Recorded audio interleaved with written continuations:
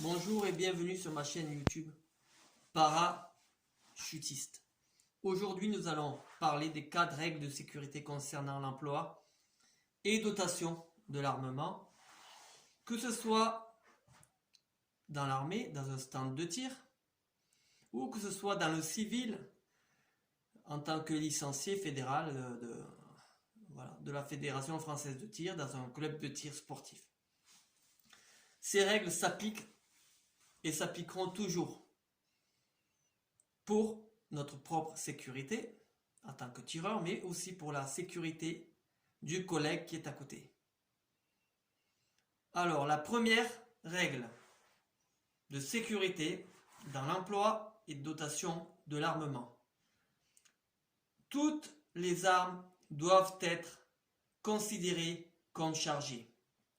J'ai bien dit, toutes les armes doivent être considérées comme chargées, même ceux qui ne le sont pas, parce que on n'est jamais sûr que la sécurité de l'armement, la sûreté, le chargeur est bien enlevé, la chambre est vide, etc. Un accident est vite arrivé.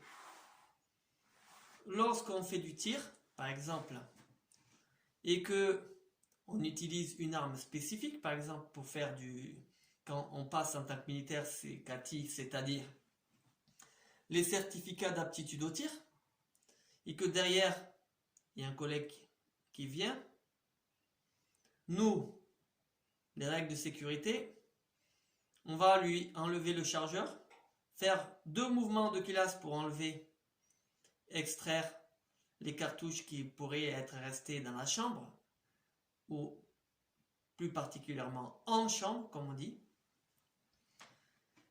On va donc remettre l'armement, toujours le canon pointé vers soi-même, avec la culasse ouverte et le chargeur enlevé, en disant arme claire. Ok, arme claire, tu donnes ton arme claire, c'est-à-dire avec la sûreté, pas de munitions en chambre, etc., à ton camarade. Mais derrière, ton camarade, il va quand même refaire la sécurité et repratiquer la sécurité pour être sûr qu'il y a bien rien en chambre et pas de chargeur, rien dans le chargeur. Parce que ça arrive souvent que les gars, par la fatigue, etc., qu'il y a un accident, voilà, qu'ils oublient. Et il y a déjà eu des accidents, même dans le civil, on va dire un tristement célèbre accident à Montauban, où il y a eu un tir à balles réelles. Donc, comme je vous dis les gars, toutes les armes doivent être considérées comme chargées. La deuxième règle de sécurité, ne jamais laisser pointer le canon d'une arme sur un objectif que l'on ne veut pas détruire, pour des raisons évidentes de sécurité. Si on est avec un camarade, on fait une patrouille et qu'on voit son camarade qui balaye son armement vers une zone où il y a des civils, où il y a des collègues, bien entendu, on va lui faire la remarque. Et mec, tu mets ton canon en direction de la zone non dangereuse, en direction du sol, et jamais le doigt sur la queue de détente. Bon, ça, on va y venir. Donc, ne jamais pointer ou laisser pointer son arme, le canon d'une arme sur un objectif que l'on ne veut pas détruire. J'y viens à la 3e règle que je viens d'énoncer, bien sûr. Je me répète, sans faire exprès. Il faut toujours garder l'index hors de la queue de détente, tant que le guidon n'est pas sur l'objectif. Parce qu'en effet, la queue de la détente est très souvent, la détente elle est sensible. Elle est très sensible, suivant comme elle est réglée, suivant l'armement, etc. La queue de détente est très sensible. Et si on s'amuse à laisser son index sur la queue de détente, réflexe de l'index, voilà, on a tendance à, voilà, et bien le coup est parti, on s'en est pas rendu compte, et voilà, le camarade qui est devant soi, il a pris une balle dans le cul, et voilà, accident de travail. Tant que c'est ça, ça va, mais il peut y avoir pire. Par exemple, on va dire quoi? Je range mon arme, ça peut aussi être un petit calibre, 9 mm par exemple. Le pire qui puisse arriver, c'est que je puisse moi-même me tirer une balle dans la couille droite, par exemple, ou la couille gauche. Et là, c'est terminé pour moi. Ma carrière est foutue.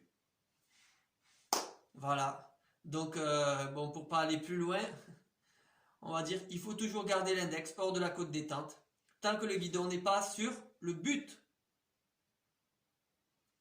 Pareil, on peut balayer une zone ennemie, on a le doigt sur la queue de détente, et bien le coup il part, et bien voilà. Tu as tué ton collègue, et maintenant qu'est-ce qui va se passer? Qu'est-ce que tu vas dire à sa famille? Voilà.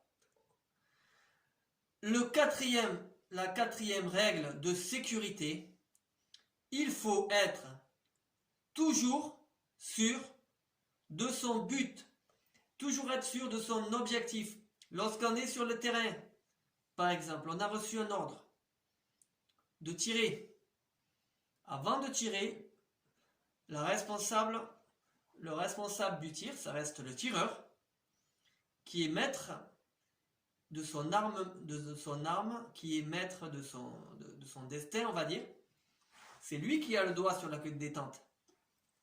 Et tant qu'il n'est pas sûr de son objectif, il ne faut pas qu'il tire. Ça peut très bien être une erreur de position, de l'ennemi, de l'allié, etc. Dans la nuit, on n'est pas sûr, on vérifie, on est sûr de son but avant de détruire, avant de neutraliser, avant de pratiquer un tir en direction d'une zone dangereuse où il y a du mouvement. Il faut d'abord savoir sur quoi tu tires avant de tirer.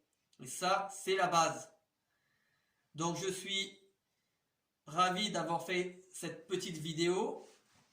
Je vous dis à très bientôt sur ma chaîne Parachutiste. Barrez-vous les gars, à bientôt.